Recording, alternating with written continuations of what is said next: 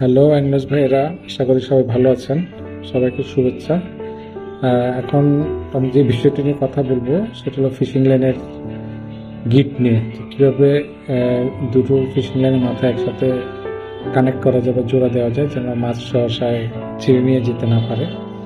তো আশা করি এই আলোতে আপনারা দেখতে পাচ্ছেন। আমার হাতে দুটি সুতার মাথা আছে, যেটা আমি একসাথে জোড়া লাগাবো যেন মাছ ছিঁড়ে নিয়ে যেতে না পারে। সাধারণত আমরা স্বাভাবিক জীবনে যে সকল সুতা আছে এগুলার গিট দিয়ে আমরা এইভাবে, এই যে গিট দিলাম, আসলে কি মনে হয় এই গিট কি টিকবে? এটা ছোট একটা মাছও যদি টান দেয় ছিঁড়ে নিয়ে চলে যাবে। আসলে ফিশিং লাইন অনেকভাবে গিট দেওয়া যায়। তা আমি যেই পদ্ধতি বা সিস্টেমটা দেখাবো, মানে ফিশিং লাইন দুটো গিট দেওয়ার সবচেয়ে সহজ পদ্ধতি। তবে ফিশিং লাইন যদি আপনি মাছ ধরার সময় ছিঁড়ে যায়, ওই ফিশিং লাইন আসলে জোড়া দিয়ে ব্যবহার না করাই ভালো। মাছ যদি পুরাতন হয়ে থাকে, যদি নতুন সুতা অনেক সময় অতিরিক্ত প্রেশারের কারণে অথবা ড্র্যাগ লাইনের অতিরিক্ত টাইট থাকার কারণে অনেক সময় সুতা ছিঁড়ে যায়, তখন আপনি গিট দিয়ে ব্যবহার করতে পারেন, অসুবিধা নেই। কিন্তু আপনার যদি মনে হয় হ্যাঁ সুতার টেম্পার চলে গেছে, অনেকদিন হয়ে গেছে, সেই সুতায় গিট দিয়ে ব্যবহার না করাই ভালো। তো এছাড়া অন্যান্য কারণ থাকতে পারে, যেমন মাছ সুতা নিয়ে চলে গেছে, আমার সুতাটা রিলটা লং কাজ করতে হয়, অনেক সময় সুতা কমে গেলে লং কাজ করতে আসলে একটু অসুবিধাই হয়, তখন সুতা পুড়িয়ে নিতে হয়, এটা একটা কারণ হতে পারে। অথবা দেখা যায় যে সুতার রিলের ক্যাপাসিটি বা লাইন ক্যাপাসিটি অনেক বেশি, যে আসলে এত বড় দিঘি বা জলাশয় বাংলাদেশে মানে হয়ে ওঠে না। বাংলাদেশে গোটা কয়েক বড় দিঘি আছে, পচা দিঘি, দুর্গাসাগর, ধর্মসাগর, এরকম বড় বড় দিঘিতে আসলে 300-400 মিটারের সুতা প্রয়োজন। এছাড়া অনেক সময় প্রয়োজন পড়ে যায় উপরের দিকে, নিচে পুরনো সুতাটা থাকলে উপরে আমরা নতুন সুতা পুড়িয়ে নিলাম। এই ক্ষেত্রে পুরাতন লাইনটির সাথে উপরে যে লাইনটা পুরাবো ওই লাইনটার গিট দেওয়ার প্রয়োজন হতে পারে। আসলে সুতা অনেকভাবে গিট দেওয়া যায়।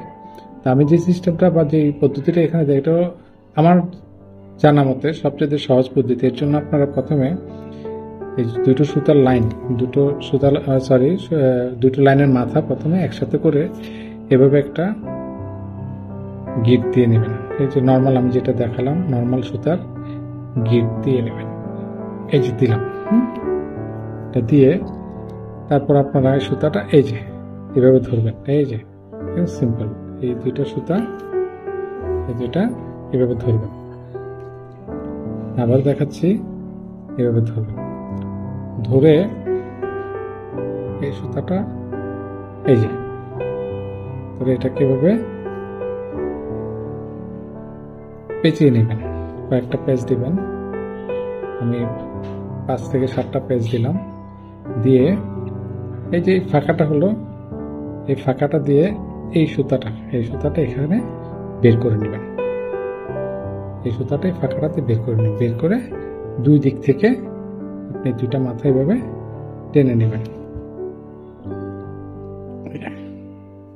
টেনে নিচ্ছি আমি, দেখেন গিট হয়ে গেল। এই গিট কোনোভাবে আপনি আর ছিঁড়তে পারবেন না। সুতার অন্য দিক দিয়ে ছিঁড়বে, কিন্তু গিট দিয়ে ছিঁড়বে না, আশা করি। গিট হয়ে গেল, খুব সুন্দর গিট। আশা করি অনেকেরই এই পদ্ধতিটা যদি দেখে থাকেন, অনেকে আপনাদের সুতা পুরানোর ক্ষেত্রে বা সুতা গিট দেওয়ার ক্ষেত্রে কাজে লাগাতে পারেন। এই গিট যেভাবে দিয়েছি, তারপর এই যে বাড়তি মাথাটা যেটা আছে, এটা আপনার একটা কাটার দিয়ে এখানে কেটে নেবেন। কাটার পর এই যে, আশা করি এই গিট আপনার চেহারা এত সহজ হবে না, আমি দেখাচ্ছি।